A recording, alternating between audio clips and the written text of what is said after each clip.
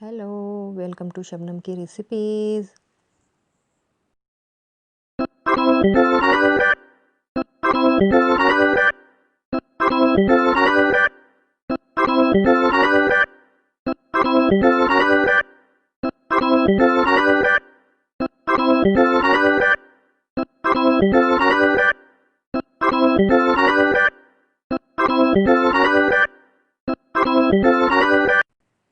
हमने आधा लीटर दूध लिया है। इसे उबलने के लिए गैस पे रख दिया है। हमने ब्रेड के 4 स्लाइसेस लिए हैं।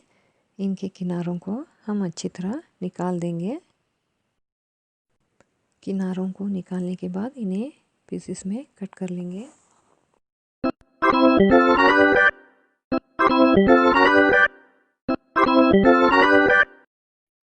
अब इन्हें मिक्सी जार में डाल देंगे और इनका फाइन पाउडर बना लेंगे। इसे इतना फाइन करना है। दूध उबल चुका है, इसमें चीनी डालकर मिला लेंगे।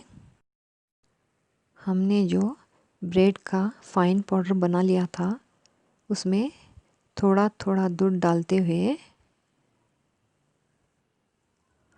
अच्छी तरह मिलाएंगे और उसका फाइन पेस्ट बनाकर दूध में हिलाते हुए मिला लेंगे और दूध को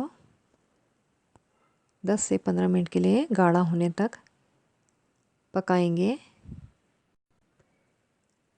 ये जो लम्स नज़र आ रहे हैं, जब इस दूध को हम मिक्सी में चलाएंगे तो ये ख़त्म हो जाएंगे।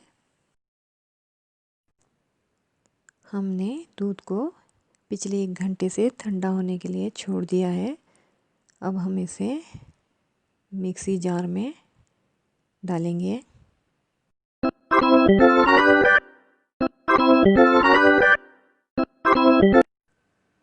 ये 1 मैंगो के पीसेस हैं, इसे भी डाल देंगे। अब इसे ग्राइंड कर लेंगे। हमने इसे ग्राइंड कर लिया है। आइए खोलकर देखते हैं ये कैसा बना है। देखिए, ये इस तरह थिक पेस्ट बन चुका है। अब इसमें घर की 1 कटोरी मलाई डाल देंगे। इसे ग्राइंड कर लेंगे। देखिए, ग्राइंड करने के बाद में कितना क्रीमी पेस्ट बन चुका है।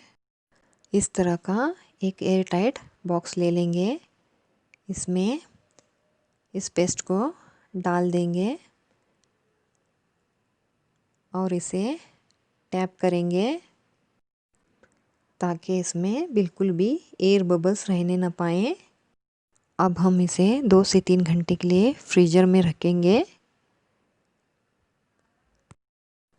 3 घंटे के बाद हमने इसे फ्रीज़र से निकाल लिया है। देखिए, इसमें हल्की हल्की सी आइस जमी हुई है। अब हम इसे दोबारा से ग्राइंड करेंगे। हमने इसे दोबारा ग्राइंड कर लिया है। अब हम इसे वापस उसी एयर टाइट डिब्बे में डाल देंगे। 8 से 10 घंटों के लिए या फिर ओवरनाइट हम इसे फ्रीज़र में रख देंगे। 8 से 10 घंटों के बाद हमने इसे फ्रीज़र से निकाला है। आइए देखते हैं हमारी मैंगो आइसक्रीम कैसे बनी है। देखिए, हमारी मैंगो आइसक्रीम कितनी क्रीमी और ज़बरदस्त बनी हुई है। हमने इसकी कटे हुए पिस्तों से गार्निशिंग की है।